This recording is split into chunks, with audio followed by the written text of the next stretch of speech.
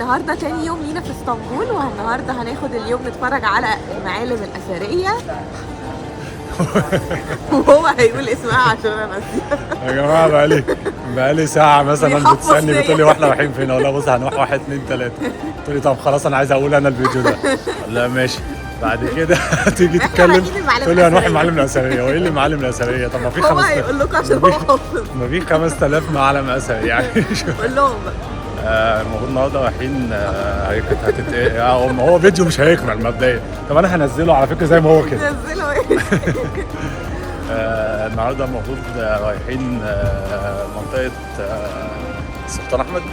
سلطان احمد اللي فيها ايا صوفيا ومسجد السلطان احمد شفت تزيد اهو المعالم الأثرية. بص يعني هو هناك في معالم كتير اثريه هنتفرج عليها.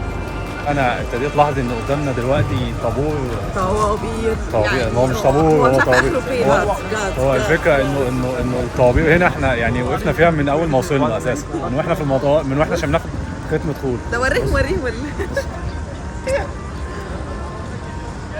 بصوا يا جماعه بصوا الطابور هناك عامل ازاي، وكل ده طابور. تعالى يلا عشان تلحق بقى في الطابور.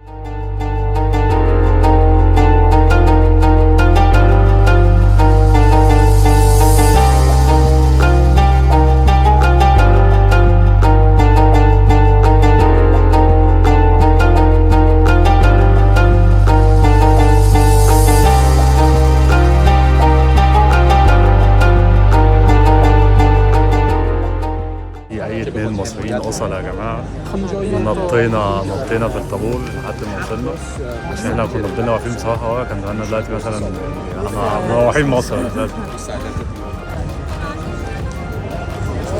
سلام. اهم حاجه يبقى عن اقتناع. انت ليه تربطيه؟ خلاص سيبيه بس مفتوح عشان ما يقعش مني كده. لا اوعى. اهم حاجه يبقى عن اقتناع. يلا حبيبي استنى بس عشان في هنا هو ده بيتعمل لورا ولا لقدام؟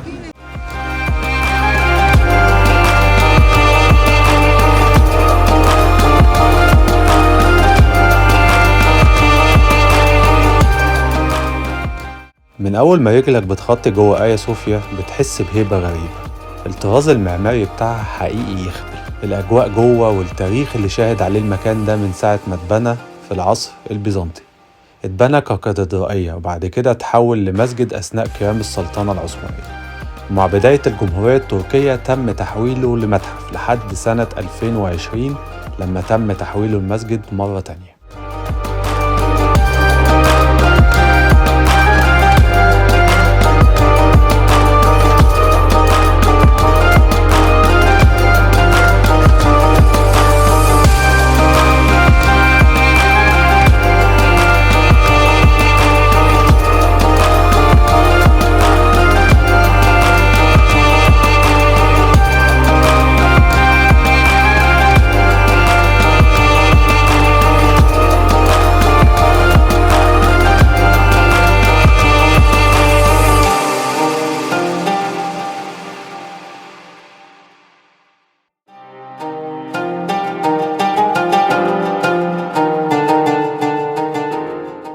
بعد كده رحنا مسجد السلطان أحمد اللي للأسف كان فيه ترميم من جوه فمعرفناش نصور واحنا جوه، لكن استمتعنا قوي بالقعدة قدامه. أشهد أن محمدًا رسول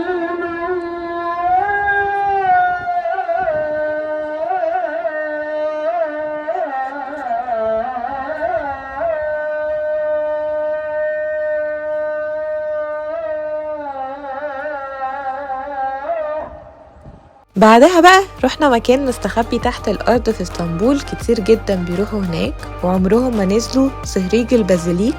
والمكان ده كان عبارة عن خزان مية جوفية بناه الإمبراطور البيزنطي جوستنيانوس الأول.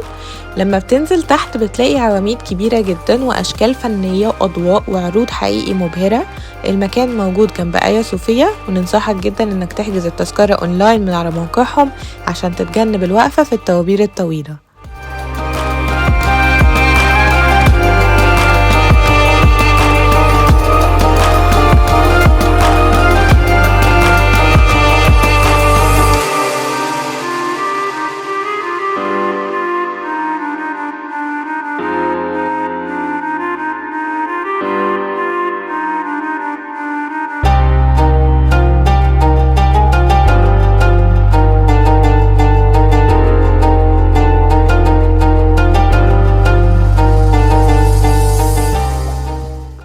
جماعه احنا كان عندنا محطه في قصر توبكابي، بس الحقيقه ان احنا بعد ما مشينا لقينا توبكابي بيتجدد فهو مقفول، بس انتوا لو جيتوا وهو كان شغال بروحوا وقولوا لنا. بعد كده زورنا مقابر السلاطين العثمانيين واللي موجودة جنب مسجد السلطان أحمد.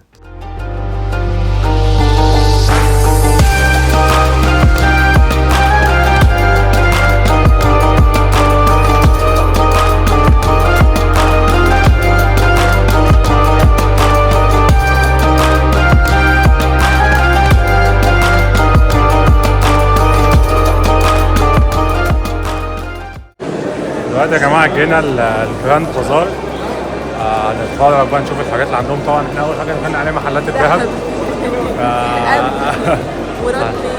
مراد بيك لا تقوسني هيك.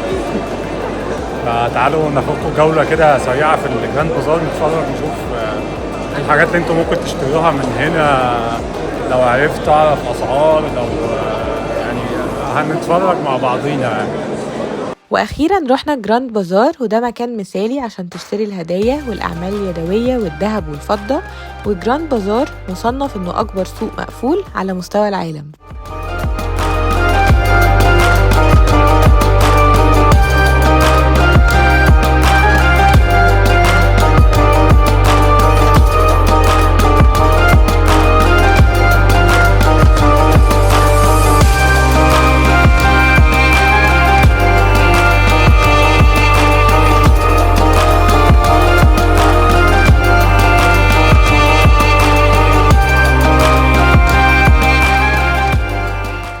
ازيكم عاملين ايه؟ معاكم فادي وكوكي. احنا عندنا حلم وهدف ان احنا نبقى اول زوجين مصريين يلفوا العالم كله سوا، وده طبعا هيبقى من خلال دعمكم لينا باللايك والسبسكرايب والشير.